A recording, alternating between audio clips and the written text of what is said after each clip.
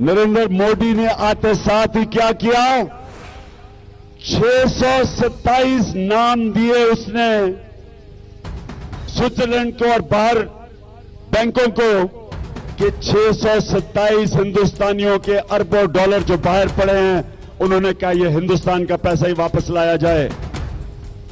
जो भी हम इसके मुतालिक कहें, आदमी ईमानदार है। I know India better than most people, so I immediately reached out. But then I discovered, to my horror, that this is not the India I used to know, because it's been taken over by this mad ideology. It's a racist ideology, which was inspired by the Nazis. अब और तो छोड़े, ये साथ वाला मुल्क, ये नरेंद्र मोदी, इसकी कितनी बार प्रॉपर्टीज है।